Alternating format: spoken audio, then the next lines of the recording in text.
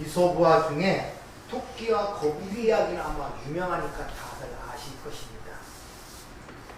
거기서 토끼가 여러 가지 면에서 거북이보다 훨씬 나은 스펙과 자격을 갖고 있어요. 근데 결국 목표에 도달하는 것은 거북이가 도달했단 말이에요.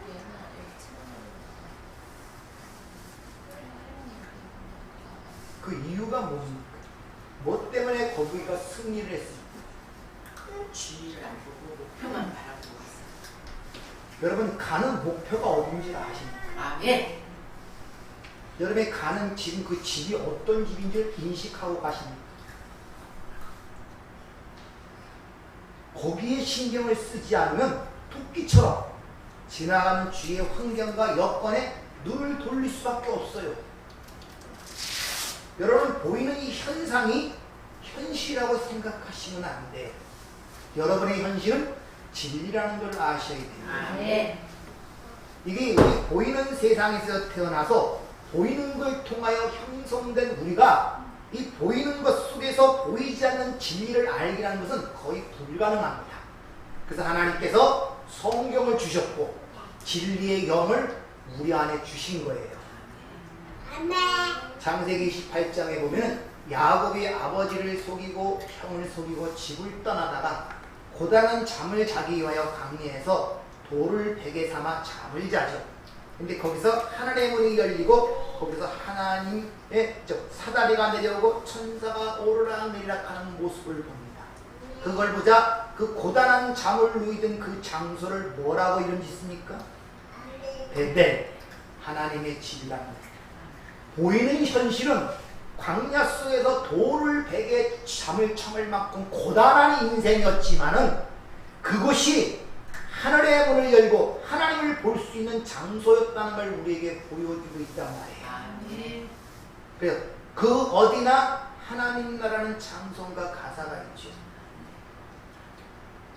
여러분들이 믿는 신앙이라면 주님과 함께 연합되고 하나가 되었다면 여러분이 있는 그곳이 곧 하나님 나라라는 것을 여러분이 간파할 줄 아는 믿음이 있어야 그것을 쉽게 이겨나갈 수가 있습니다.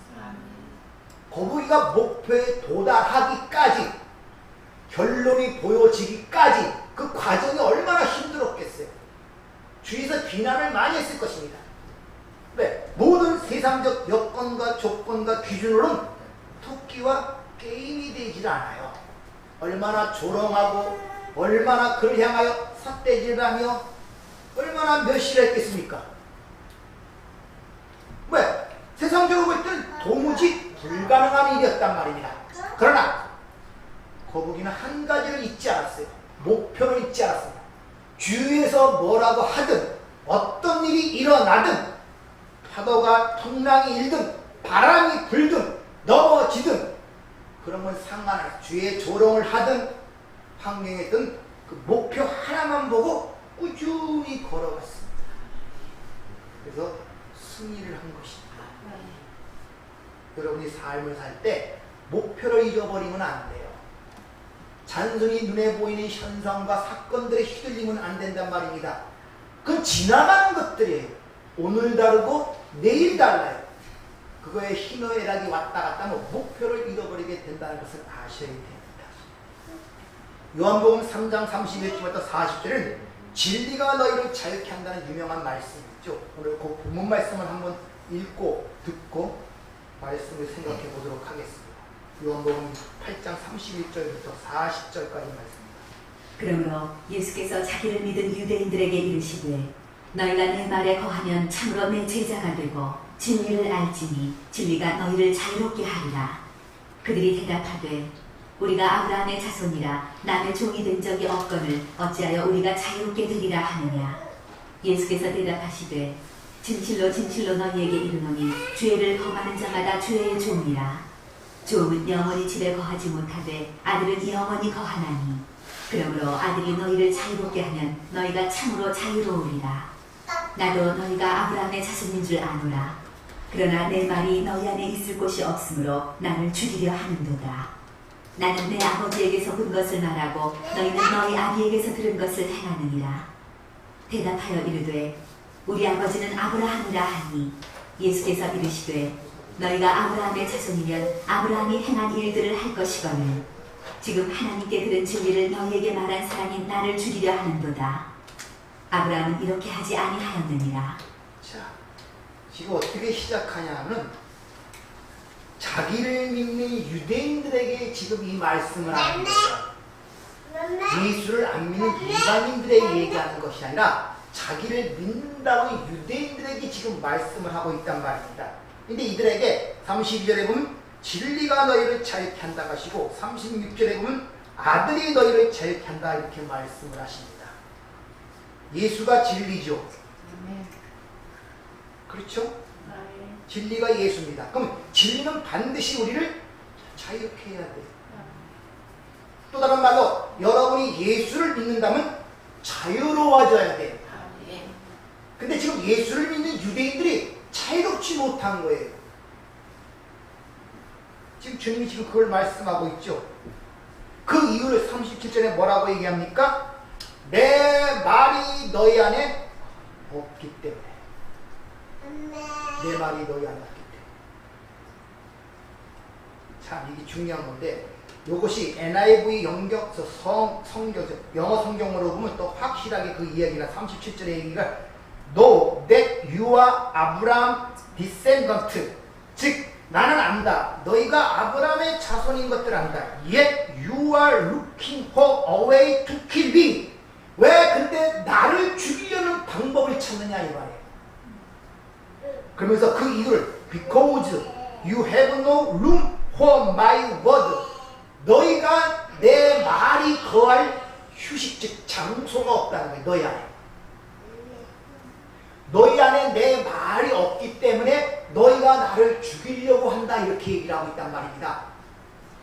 예수를 믿는 유대인들이 지금 자유가 너희 자유가 없는데 자유를 누리는데 자유가 없단 말이에요. 근데 너희들이 왜 그 섬긴다는 자체가 나를 죽이려고 길을 찾는다는 것입니다. 그 이유가 뭐냐? 너희 안에 내 말이 없기 때문에. 다른 말로 내 밖에 예수를 믿게 되면은 섬긴다는 그 자체가 예수를 죽이는 결과를 낳게 된단 말이에요.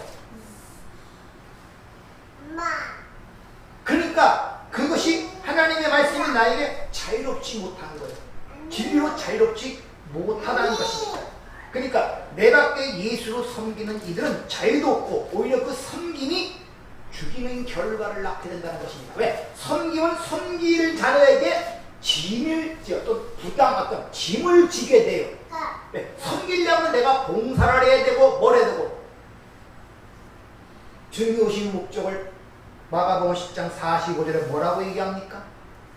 내가 땅에 오는 섬김을 받으려 함이 아니요 섬기러 왔다 그러죠.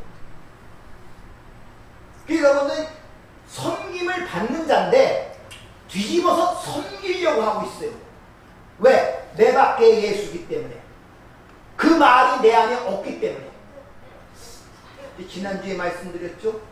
그 씨, 그 생명은 내가 가져야 내 안에서 생명이 나오는 것이지 내 밖에 아무리 훌륭한 씨를 갖고 있다 할수록 그것이 내 안에 심겨지지 아니하면 아무런 소용이 없어요.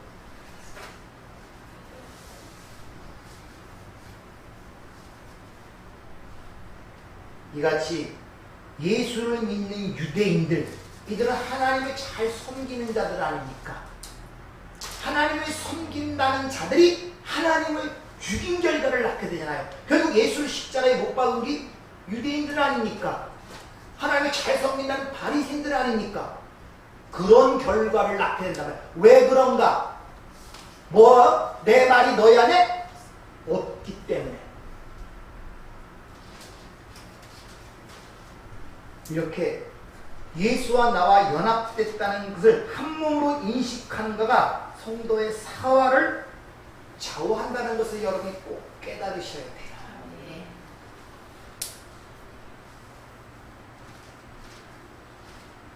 예수님을 자신의 섬김의 대상으로 올려놓고 나를 섬기라고 우리를 부르신 게 아니란 말이에요. 나는 너희의 섬길 대상이니까 나를 섬기는 종으로 내게 와 이렇게 부르신 게 아니라니까요. 그래서 섬기러 왔다고 주님이 말씀하고 있단 말이에요. 근데 죄와 율법은 반드시 성도를 종으로 만들어 버립니다. 왜 그렇습니까? 진리가 없단 말이야. 진리가 없어서 그래요. 무슨 말입니까? 진리가 없단 말은 또 무슨 말입니까? 현실을 모른다는 거예요. 가짜 현실에 속고 있단 말입니다. 소때에 말씀드린 것처럼 고단한 잠을 짓게 광야에서 돌베개를 베고 자는 자니 그게 현실로 보인다는 거예요. 그게 진짜로 보인다는 거예요. 그것이 하나님의 집 베델로 안 보인다는 것입니다.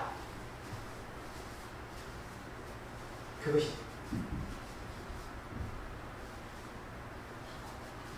그래서 사도 바울이 로마서 7장 11절에 보면 죄가 계명으로 율법으로 말미암아 나를 속이고 그것으로 나를 죽였다 이렇게 이야기를 하는 것입니다.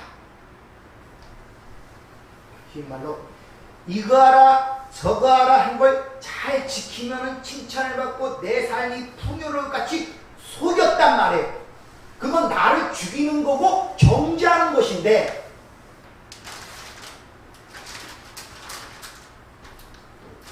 그렇게 율법에 묶인 자들을 주님이 조금 전에 읽은 말씀처럼 너희 아비 마귀라고 그렇게 얘기를 하면서 나는 내 아버지께 본 것을 너희에게 말하고 너희는 너희 아비께 들은 것을 행한다 이래.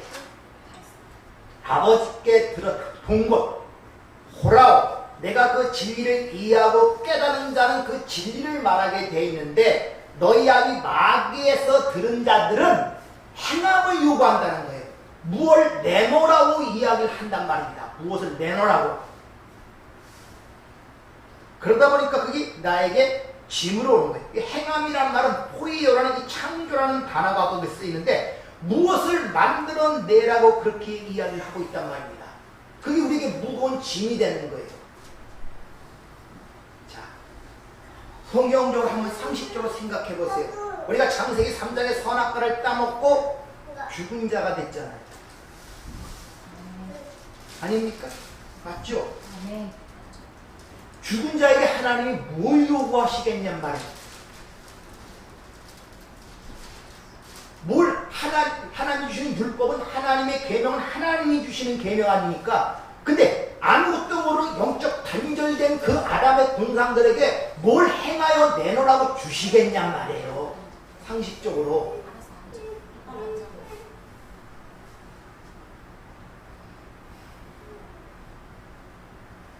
그렇기 때문에 그렇게 행함을 요구하여 그 행함을 행하는 자들은 그것을 자기와 가치로 그 업적으로 갖고 있기 때문에 왜 말이 없는 죽이냐? 그 예수라는 자유를 갖고 있는 자는 우리의 무가치성과 불가능을 인정하고 예수만 믿고 의지하는 자거든요. 그러니까 내가 행함을 통해 내가 갖고 있는 가치와 업적이 부인되기 때문에 그 예수를 죽일 수밖에 없단 말이에요. 그래서 가장 많은 업적과 가치와 그런 행함을 갖고 있던 바리새인들이 예수를 십자가에 못 박는 것입니다. 왜? 예수께 말이 없어 그러니까 그 예수의 말이 자기 모든 것들을 헛것으로 만들거든요. 공동탑을 무너뜨린단 말입니다. 그렇게 율법을 잘 지키고 제사의식을 하고 일주일에 2번씩 금식하며 고아와 과부를 도왔던 그 수많은 업적들, 그 애쓰고 노력했던 자신의 가치 업적, 그것이 한순간에 도로함을 타버리되는데 어찌 화가 안 나겠냐 말이야. 그러니까 예수를 죽이는 거예요. 그러니까 예수를 믿는 유대인들에게 오는 이 말씀은 니들이 내 밖에서 내 말이 없는 가운데 나를 섬긴다는 그 자체는 곧 죽이는 결과를 낳게 된다는 그런 의미를 지금 전달하고 있단 말입니다. 그래서 시작할 때 자기를 믿는 유대인들에게 이렇게 얘기하는 거예요. 왜? 이들은 하나님을 잘 섬기는 자들이었거든요. 근데 그런 하나님의 섬기는 자들이 하나님이 보낸 하나님의 아들을 죽인 거란 말입니다. 그런 결과를 낳게 됐잖아요. 신앙을 잘못 가지면은 이런 결과를 갖고 자라요. 신앙 자체가. 근데 자유함이 없어요. 하나님께서 피조물을 만들 때 그 종류대로 말이 반복됩니다. 그래서 모든 피조물이 자기의 위치와 자리가 있다는 것을 보여주고 있습니다. 쉬운 말로 개는 개다워야 되고 소는 소다워야 돼요. 개가 양복을 입고 넥타이를 맺고 구두를 신고 주인에서 앞에서 겸상을 하고 있는 그런 장면이 올바른 장면입니까? 호러 영화예요. 개가 개답게 산다고 그 개를 감옥에 보냅니까? 소를 갖다가 남의 집 배추밭에 내어놨어요. 이 소가 그 배추를 뜯어먹겠습니까? 안 뜯어먹겠습니까? 예? 당연히 뜯어먹죠. 그러면 그 남의 집 배추잎을 뜯어먹은 소를 데려다가 너는 왜 그럴 수가 있느냐? 윤리 도덕을 얘기하면서 가르칩니까?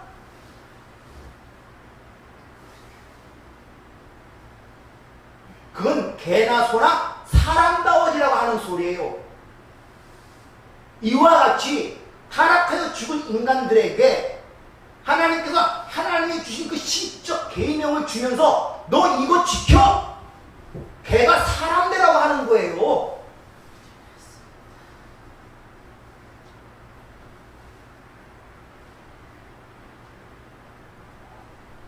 하나님이 주신 율법의 내용을 두 가지를 요약해서 주님 말씀하시죠. 하나님 사랑, 이웃 사랑.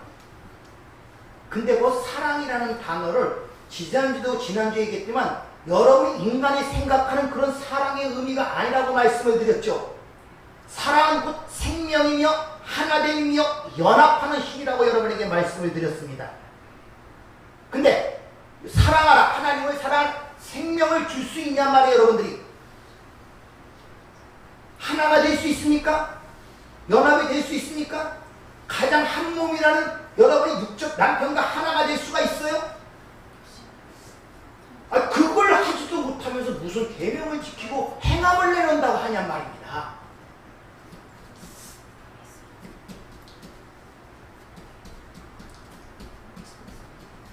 선악과를 따먹은 네가 반드시 죽으리라는 말을 듣고 뱀의 유혹보다 선악을 따먹고 죽은 영적으로 단절되고 허물과 죄고 죽은 자들에게 하나님이 어찌 자신처럼 그런 사랑을 하라는 계명을 우리에게 이해할 수가 있겠냔 말이에요. 이런 어리석은 일이 하겠냔 말이에요. 쉽게 말하면 남의 배추잎에 달아놓고 배추잎을 따먹는 소를 갖다 놓고 윤리 도덕책을 열어놓고 너는 잘못된 것이니까 이러면 저러면 안 된다 이런 가르침을 하겠냔 말이에요. 여러분들 하나님께서 근데 하나님의 말씀을 그렇게 알아들어요. 법으로 내가 지켜야 할 행위로.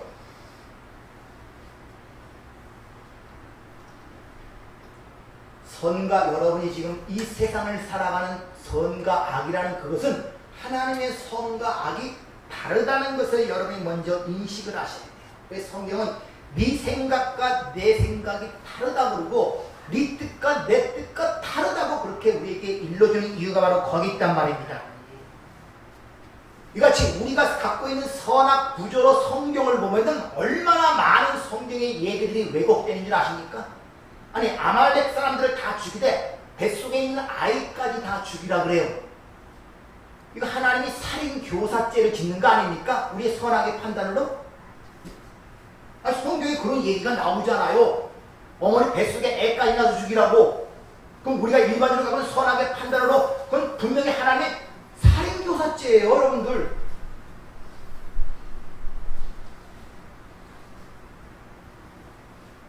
시아버지와 통감한 다말의 이야기. 여러분 선악 판단력을 어떻게 보시겠습니까? 자기 나라와 민족을 팔아먹은 라합의 이야기. 이걸 어떻게 이해하시겠냐 말이에요. 여러분의 선악 판단으로. 그리고 아간 한 사람 때문에 무슨 27,000명씩이나 죽여요? 이해가 됩니까? 여러분 선악 판단으로?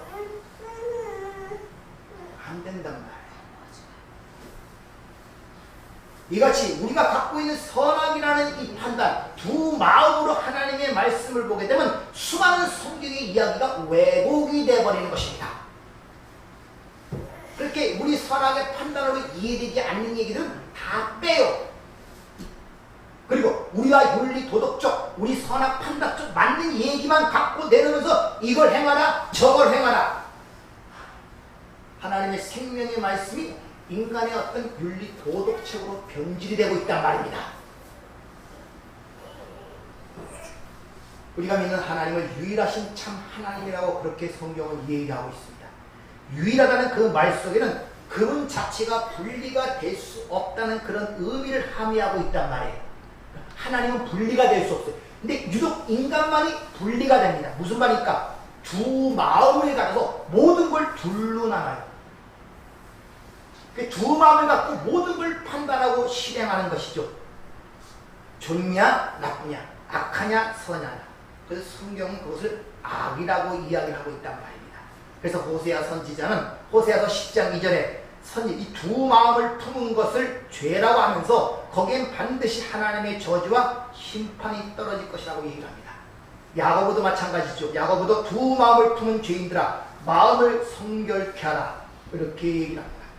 이렇게 아담이로 태어난 모든 아담의 군사들, 모든 인간들 생리적으로 마음속에 두 마음을 갖고 이 세상에 와요. 그 둘로 하나 나눠봅니다.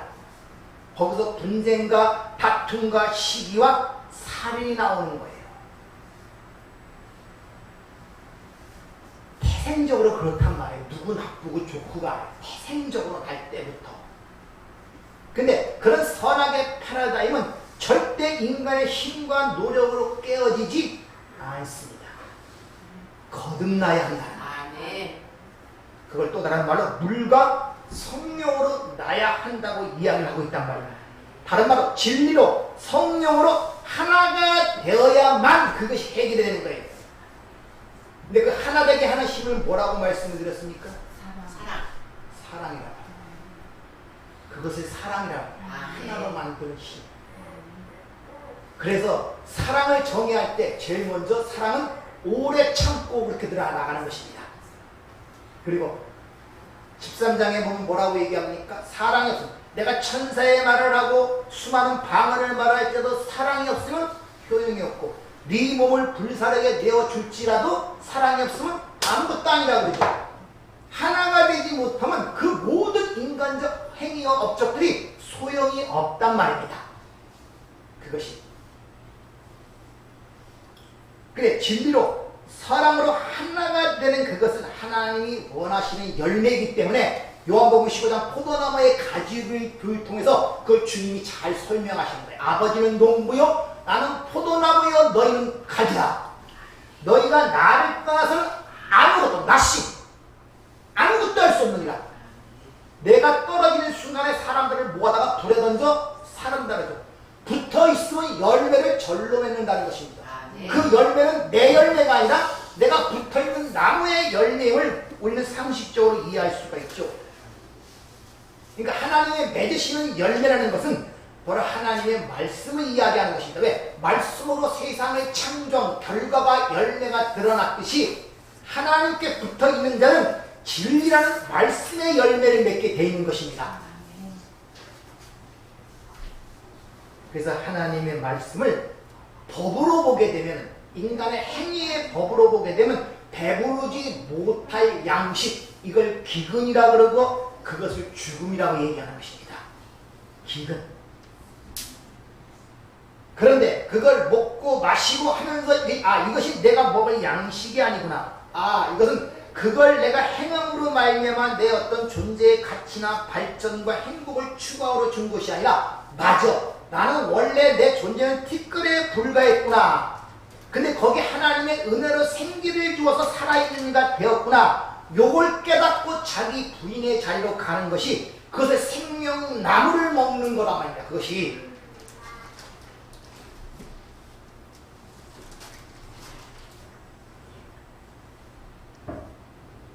이런 자들의 주님이 즉 하나님의 말씀을 법으로 보고 자신의 인간의 가치와 발전을 챙기는 도구로 보게 되면 그들을 지옥자식이라고 얘기하면서 그 내용이 무엇인가를 마태복음 23장에 전체를 통하여 엄중하게 경고를 하죠. 바이슬진저 하나님을 잘 섬기는 바리새인과 서기관들을 향하여.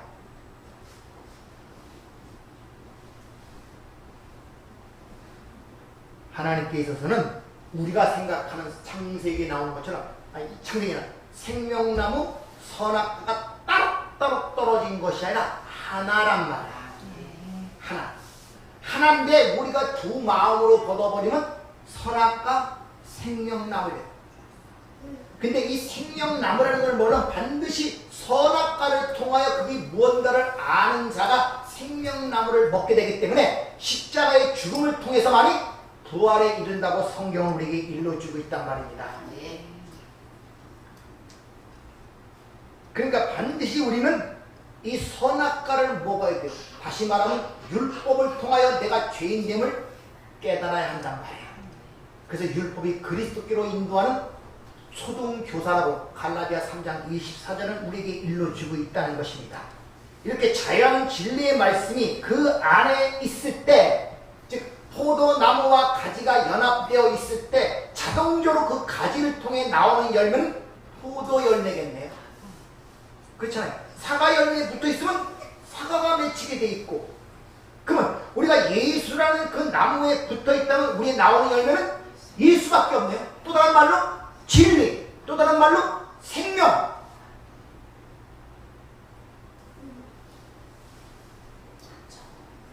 바로 예수께 붙어있는 자들, 즉 진리를 갖고 있는 자들은 그 진리가 나오는데, 생명의 말씀이 나오는데 그게 뭐냐? 복잡할 거 없습니다. 세례 요한도 그렇고 예수님도 그렇고 초대에 전파하는 말씀이죠. 회개하라, 천국이 가까웠으니 복음을 믿어라. 아멘. 이것이 나오는 것입니다. 아멘.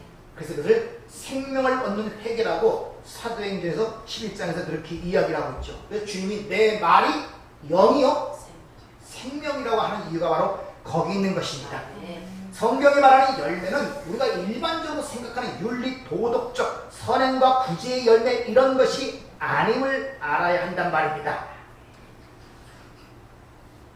그래서 이 죽은 자들 세상에서 죽은 자들이 내놓는 그 어떤 것도 구원과는 아무런 상관이 없기에 항상 성경은 구원을 설명할 때마다 오직 은혜로, 오직 믿음으로만 바른다고 그렇게 강조를 하는 이유가 바로 거기 있는 것입니다.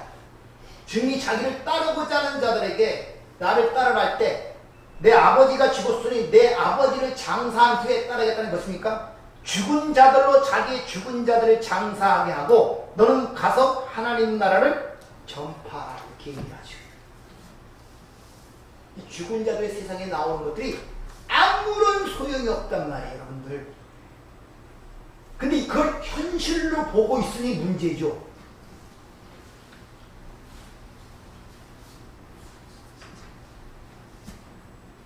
그래서 예수님께서 누가복음 6장 14절을 보면 열매로 그 나무를 안다 그러죠. 뭐로? 열매로 그 나무를 안다고 얘기하죠. 근데 그 열매를 뭐라고 얘기했습니까? 말, 진리란 말입니다. 말을 통해 그 나무가 뭔지를 안단 말입니다.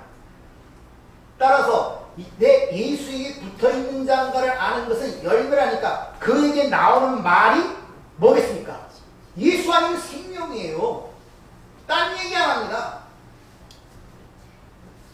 예수로 결론이 지어진단 말입니다. 그래서 에베소 1장 10절을 보면은 하늘과 땅이 그리스도 안에서 통일되게 하시리라. 그게 창세전 언약이거든요. 그리고 보이는 것들과 보지 못하는 것들과 땅에 있는 것, 땅 안에 있는 것, 물속에 있는 모든 것들이 그 예수를 위해 창조되었다고 그렇게 이야기를 하고 있단 말입니다. 결론이 그렇게 난단 말이에요.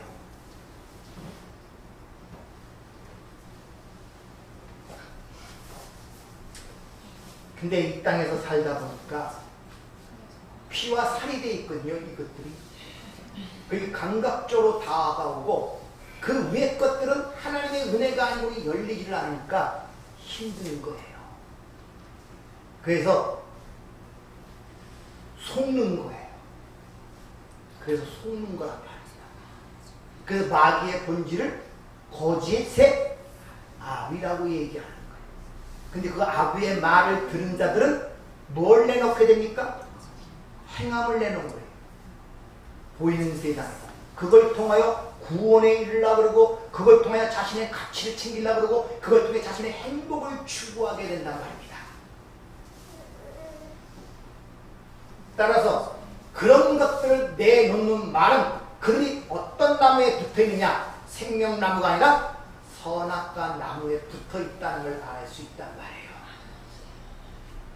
그러니까 여러분들 하나님의 말씀이라고 들을 때 그 말을 통하여 그게 어디서 나오는 말인가를 분별할 수 있는 능력이 있어야 미혹이 되지 않는단 말입니다.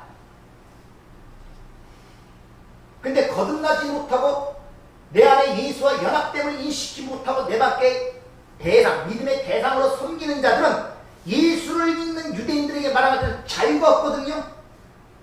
구속이 되는 거예요. 그 쉽게 속아 넘어가는 것입니다.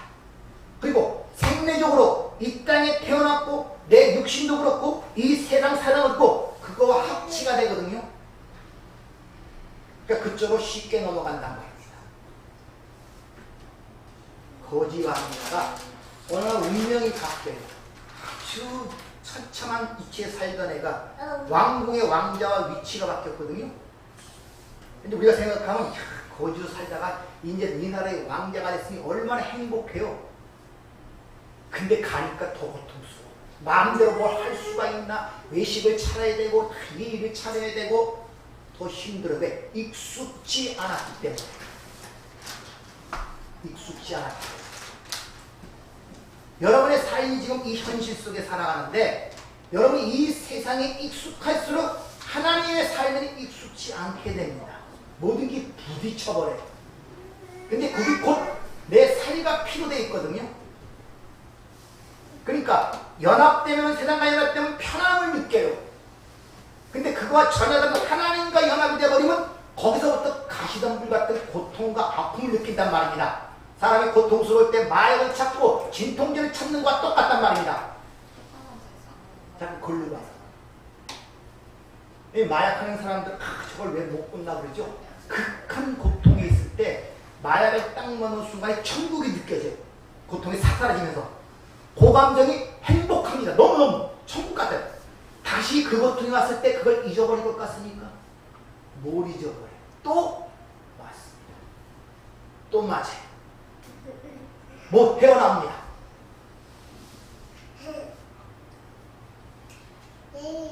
그래서 세상 좋아하면 예수 잘 못 믿습니다. 잘 못 믿어. 그렇다고 세상 사람도 아니고 예수 믿는 사람도 아니고 엉거주춤해서 이것도 저것도 아닌 세상의 그런 기쁨, 삼일장 향락도 못 누리고 예수 믿는 기쁨도 못 누리고 어중간한 상태가 되는 거예요.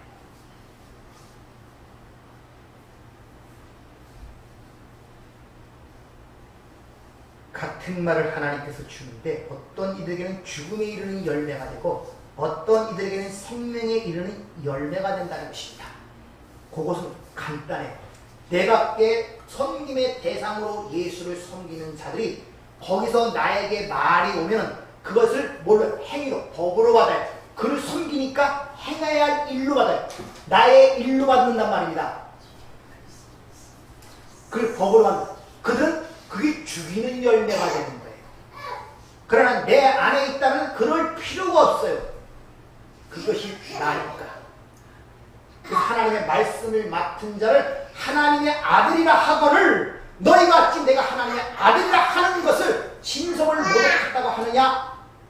바리새인들을 향하여 그렇죠. 여러분 하나님의 아들들 아닙니까? 아멘. 아니에요? 그럼 그 말은 하나님의 말씀이 가진 자네요. 말씀이 가진 자네요. 아멘. 내 말이 너에게 있을 곳이 없으므로 너희가 나를 죽이려 하는구나. 이게 아니잖아요.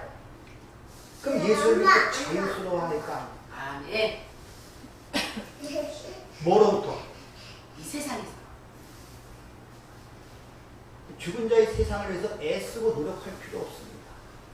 기독교는 이 세상을 발전시키고 이 세상을 유토피아로 만들고 휴머니즘 박애주의 해갖고 어떤 천국을 만들어가는 것이 기독교가 아니라 죽은 자의 세상은 죽은 자에게 내버려 두는 거예요.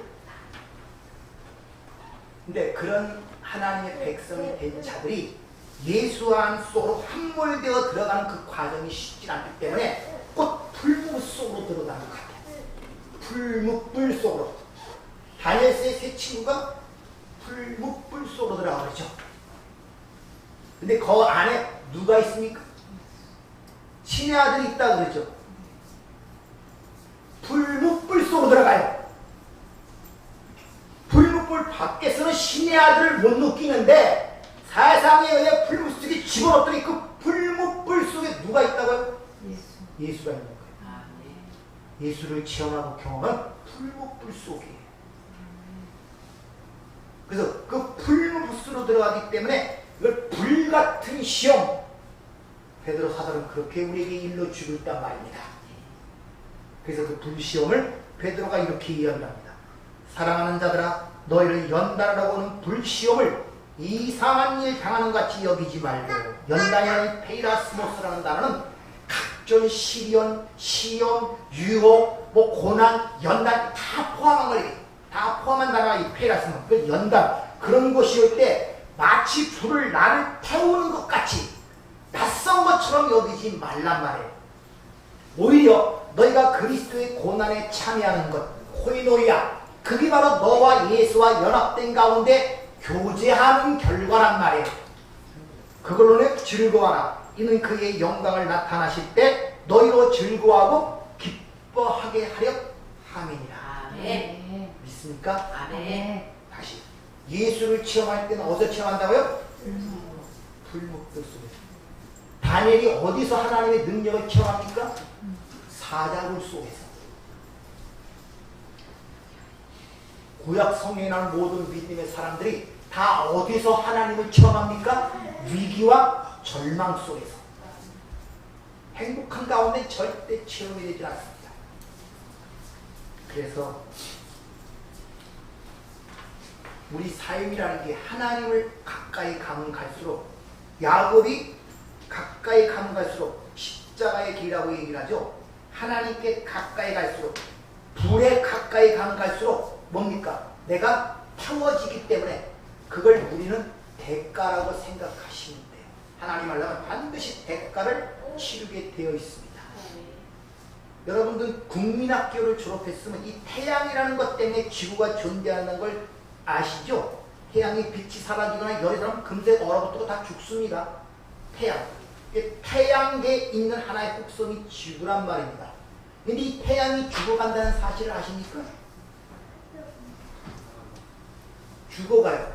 태양이 죽어간다는 건 태양이 커진다는 거예요.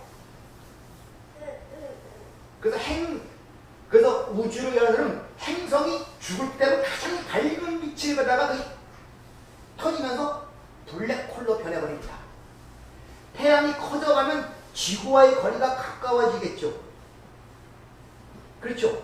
그럼 지구가 가까워질수록 태워지는 거예요.